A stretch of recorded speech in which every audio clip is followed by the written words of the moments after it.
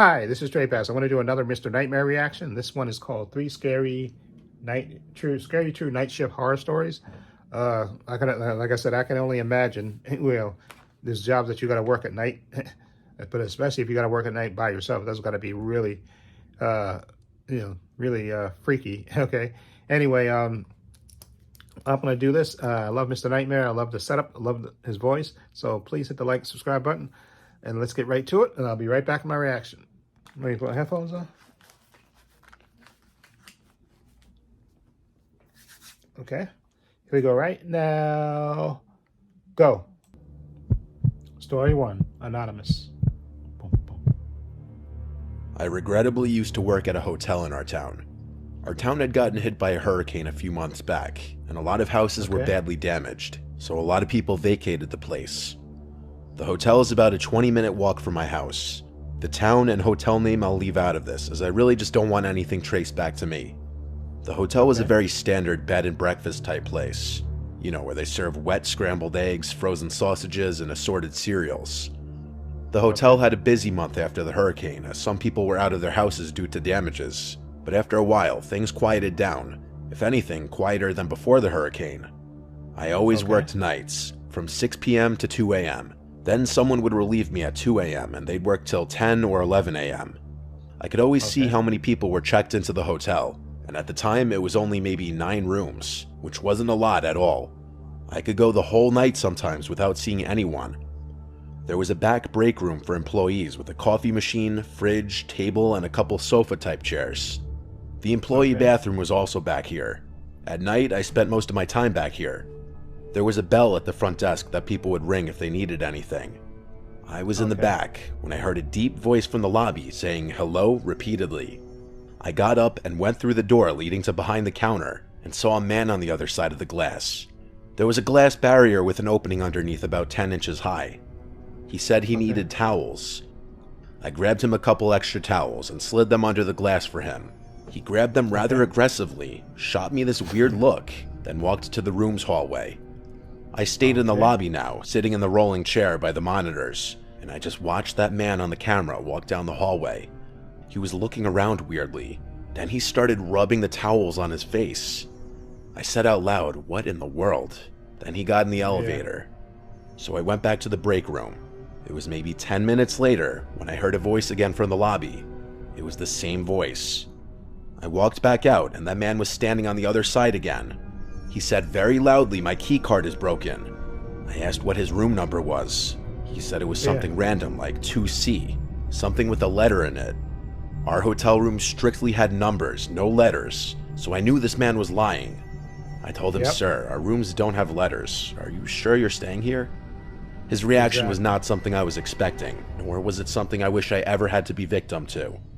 He threw the towels on the floor, started smiling, slightly tilting his head as he got closer to the glass. When his face was practically pressed up on the glass, he said, "I'm going to kill you," still with a smile on his face.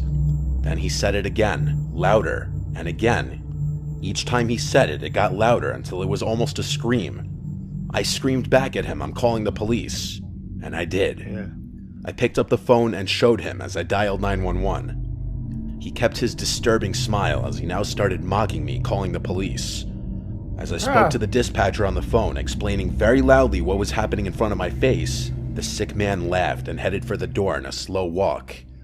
I told the dispatcher he was leaving, and when he was gone through the doors and out of sight, I said he was gone. She asked me if I still wanted an officer to show up, and I said no, it's all right. So the next couple hours of my shift went slow. I decided, for obvious reasons, to hang around in the lobby now instead of the break room. There was one guest who checked in during this time. At around 2 a.m., my relief came. I clocked out and was free to go home. I walked outside to the parking lot. It was cold out. I remember wishing I brought my coat. I walked with my hands in the pockets of my light jacket and my hood up. Then I heard a voice in the parking lot. I turned around. There was a line of bushes that covered the first floor windows of the hotel. It came from the bushes. I don't know what the voice said. I didn't care. I walked faster now. Once I got out of the parking lot, I was on a main road for a brief minute, but there were no cars on the road in this quiet town at this hour. After a minute, I turned left down a residential street that would eventually turn onto my block.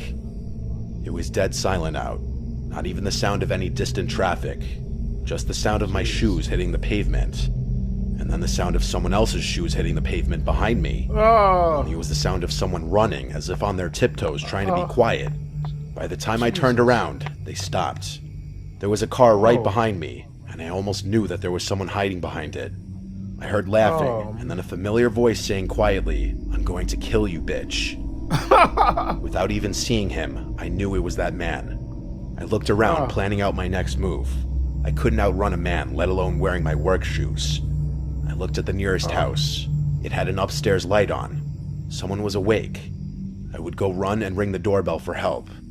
I looked back at the car, and I saw him. That man, peeking his eyes out from behind the car as he inched around it to the front. When he got to the hood, the rest of his face and upper body were exposed, and I could see his disgusting, crazy smile again. I ran for the house, screaming, "Help me." I made it to the front door and rang the bell at least 3 times, and that's when the man grabbed me and started choking me, whispering in my ear, "Die, bitch." In that moment, I thought my life was flashing before my eyes. And then an angel in the form of a man opened the front door to the house and screamed "hey" at the man choking me. The man's grip was released from my neck and I fell to the floor. I never turned to watch the man run away. But the man from the house helped me up and brought me inside. He gave me water and called the police for me, and I explained the whole story to the police. They collected the CCTV footage of the man from the hotel and put feelers out to track him. I was called into the police station when they did a lineup of people who looked similar to the man on the CCTV footage, and I was asked to point out which man I thought was him. I looked at all 5 of them for like 5 minutes, and I ultimately said it wasn't any of them. I don't know if the pressure and nerves got to me, but in the moment, I truly didn't recognize him to be in that lineup. I hope to this day I didn't make a mistake and let that man roam free. Yeah. You should have let the cops come. Story 2 by Mark. I work in the pro department of a home improvement company. I work the closing shift with another cashier, who I'll call Nicole. Nicole is a really kind but quite timid cashier. She's also very pretty, so she has a lot of contractors hit on her. It's usually not that worrisome, though. A few compliments, maybe a dinner invite, which she'd politely decline. I would probably ask her out as well, if it wasn't for one detail. Nicole does have a girlfriend, so being hit on by guys on a daily basis makes her rather uncomfortable. When we first met, I told her she ought to tell those guys about being gay, but she kept saying it wasn't any of their business, so she kept that part to herself. Nicole has become my best friend, and having another cashier there with you keeps things from getting lonely. We even cover for each other's lunch breaks. One day when I came back from lunch, Nicole started telling me about this rather creepy guy who was flirting with her. She said she politely turned him down, saying she was with someone already, and while he didn't seem happy, he did leave. I shrugged it off as nothing more than the usual horny guy and laughed it off. But later that day, the man came back. Nicole wasn't there, as she had left to help a customer find some lumber, so it was just me. He looked rather normal, probably handsome to most women, but he acted off. After looking around the area, I asked him if I could help him with anything. "I'm here to see Nicole," he told me. I asked him how he knew her, and he said he had come in earlier and asked her out, to which she said yes, so he had come back in to pick her up. I told him she had left for the day, a usual lie everyone tells to cover for their friends. His smile went away as he started looking annoyed. He said he wanted to speak to Nicole and ask her out again, which contradicted what he had just told me about accepting his previous invite. I told him he could not do that, which caused him to cross his arms and ask me why not. I'm not the best liar when it comes to making up excuses on the spot. However, I didn't want to tell him Nicole was gay if she didn't want him to know it, so I just blurted out that Nicole was my fiancée. His annoyed look went to confusion as he asked me how someone as pretty as she is could go out with someone like me. I'm not a Jason Momoa or anything, but I don't think I'm that bad looking. I told him it didn't matter and that her and I were getting married in a couple months, so he needed to back off. He gave me a death look, but didn't say anything. After an awkward silence, he left. After Nicole had gotten back, I told her what went down. She asked me to describe him, and after I told her what he looked like, she said that was the same guy who came in before. She was a bit creeped out by what went down, but she found the fiancé excuse rather funny. She even stated she'd rather be engaged to me than go out with him, which I'm guessing was a compliment. A couple of weeks went by, and we had all but forgotten about the man at this point. But one night, after it had gotten dark, Nicole and I were getting the trash together so we could close down the registers and go home. Just then, we hear a bang at the door, causing both of us to nearly jump out of our skins. It was the guy again. Jesus. He had a wild look in his eyes as he kept his face pressed against the glass. "We're closed," I tell him. But he insists he needs to come in. Nicole yells again to tell him she's not interested, and for him to go away and leave her alone. But he yells that he's not here for her. He's here for me.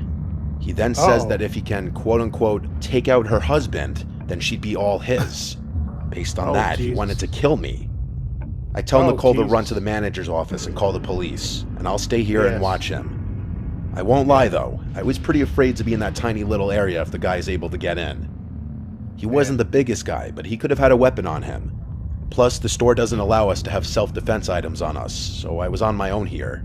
The guy then started ramming the sliding doors like he was crazy. The doors were rattling, and I could have sworn we're gonna come off its base. Just then, Nicole comes running back around the corner with a 2x4 in her hand, yelling that the cops are on their way. Finally, the man decided to leave. The closing manager met the officers when they came, and he took them to review the cameras. Thankfully, the man was caught and arrested, but Nicole nor I felt safe working there any longer. We're still friends and even attend the same college together, but we do have separate jobs now while we pay our way through classes. I'm glad she was there to help me with the rogue man, as I hate to imagine what he might have done to me, or worse, what he might have done to her. She says she's glad I was there for her as well, as having a guy around tends to make men like him less confident in what they might try. It was a wake-up call for me as to how dangerous it can be for some girls when an interested guy just doesn't want to take no for an answer. Exactly. Story 3 by Ghost Tia. So this happened a little over 2 years ago now, and I wanted to share it somewhere just to look back on it one day and never forget the lesson I learned. It was 2016 and I had just started a new job at a motel. It was low pay, but I needed an office job. One of my friends, Michael, got me this job. For a few days, I did training with the owner in the mornings. For 2 nights, Michael trained me. Our job was the 11 p.m. to 7 a.m. shift. Nothing exciting, checking guests in and doing paperwork. My boss, or the owner, went away with his wife on vacation for a week, which is attributed to the swift training I had to endure. So it was my first night alone on the night shift. There was a monitor with security cameras around the motel's property, and large glass windows all around the office building with a glass door. There was no night window like most motels have. It was fairly early in the night, at about 1 a.m. I was just doing my normal check-in paperwork. That's when a man walks in and asks if we have any rooms available. Usually if someone's sketchy, my boss has me lie and say no, but he seemed normal at the moment.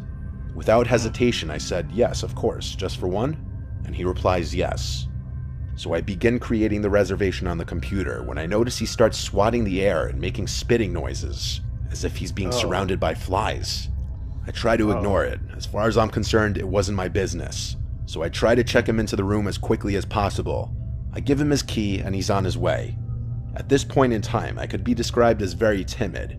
I had a lot going on in my personal life, so I hope you can all understand my reaction to what happens next.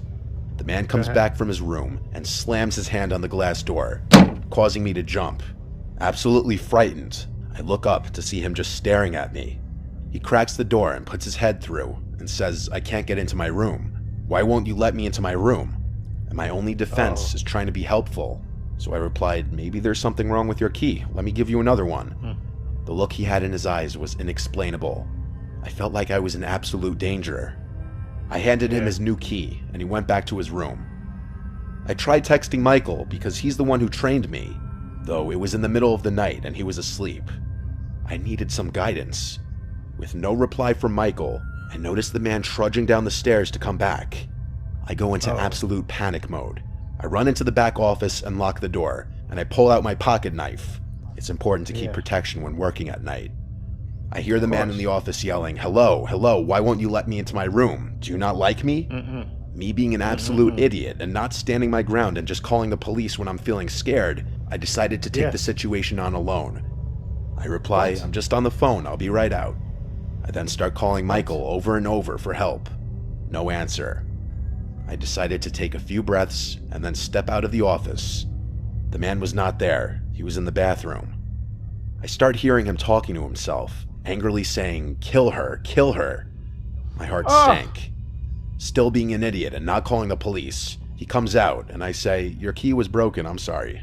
Let me escort you to your room." He agrees, thankfully.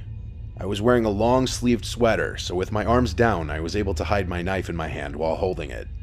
I begin to walk outside, and he seemed insistent to walk behind me. We begin making our way to the staircase and up towards his room. I was sweating from how nervous I was, continuously looking behind me to make sure he wasn't going to make a move. He stops at a room, and I stop at his room a few doors down. I smile and say, "Oh, that's the wrong room. This is your room," as it clearly said on the door. This whole time, he was going to someone else's room and trying to open the door. After letting him into his room, I quickly ran back to the office and locked the door, and I found out there was a lone woman staying in the other room he was trying to get into. The next guest I checked in was a police officer from a few towns over. I felt bad for confiding in him about the guy, but he seemed willing to keep an eye and ear out. The next night, the man came back, but I had the doors locked and told him we're all booked up. I explained to my boss what happened when he got back from vacation. However, he didn't take it very seriously. I continued to work there on the night shift for the next year, where many other strange encounters have happened, but this was one of the worst. Oh my God.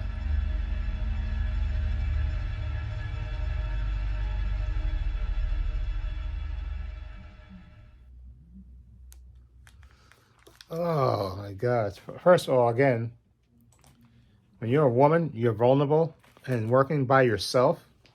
I mean, a little pocket knife, yeah. But you you're right. You're an idiot. So you should have called the cops when this dude kept coming back. Obviously something's wrong with him.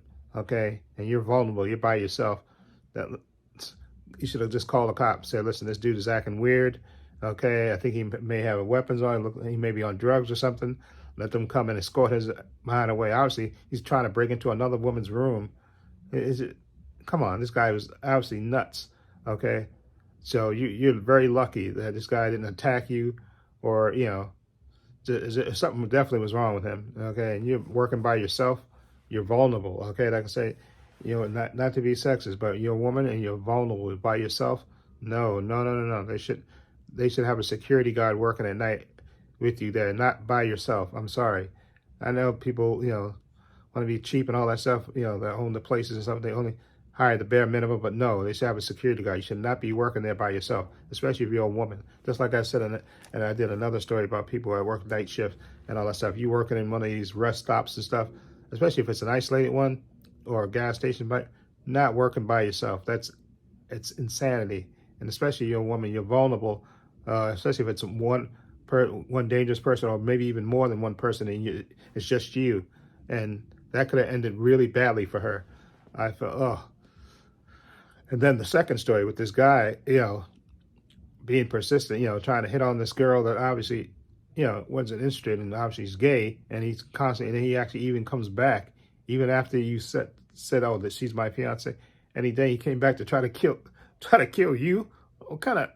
Again, like I said, you got nuts working at night. You got nuts walking around at night. So that was crazy. I mean, I'm good for you for trying to, shield her from this idiot. That she, because guys, unfortunately, guys do some guys get persistent asking. No matter how many times girls, tell them to turn them down, they get persistent. And then plus this guy was nuts to another degree because he wanted to come back and kill you. He said, "That way I got a better chance whatever I kill you." What kind of logic is that? That's just. Obviously, he's nuts. So that's crazy. And then the other story, come in the hotel. Come on. And she's going to walk home by herself. Oh, no. Come on. No, I wouldn't have felt comfortable, especially after what happened before. Okay, no. First of all, she should have let the cops come. Tell them, no, once he left, no. Let the cops come and look around for this guy. Obviously, he was hiding in the bushes waiting for you to come out. Okay, wait, because he knew eventually, I guess maybe he knew that your shift would end, and then he basically followed you home, and he actually was in the middle of choking you, okay? So, come on. No, you should have definitely told the cops to come, so let them do a search, Okay, and they could have maybe found him hiding in the bushes and somewhere and arrested him. And then you walking down the street by yourself and no cars on the street, and obviously this guy is following you, stalking you, and literally, good thing you ran up to the door where you saw the light, and thankfully, because the guy opened the door, because suppose he didn't, because sometimes people, they hear people violent, they say, no, I'm not going to answer that. And luckily, the guy did answer the door and scared him off while he was in the midst of choking you to death. Oh my God, you're insane by that. You should have told the cops to come. Okay, and then I definitely wouldn't have felt right, walking home. I would have had to probably call an Uber or something to escort me home and stuff. I wouldn't have felt right trying to walk. You're gonna walk home in the middle of the night when nobody's on the road, okay? And this crazy guy that you just had this weird encounter with could possibly be out there, and then he was actually out there, and he was basically choking you to death.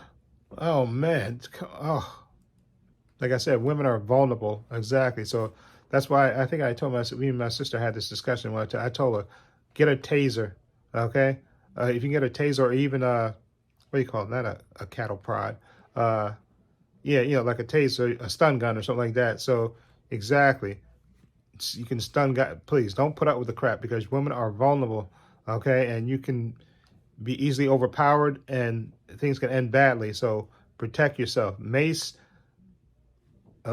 stun gun, whatever you got to do, okay, to protect yourself, because there's a lot of nuts out there and you never know. And like I said, that's why I don't understand how people, work at night, especially if you're going to work at night and it's an isolated place like a hotel, a motel, and you're the only one there.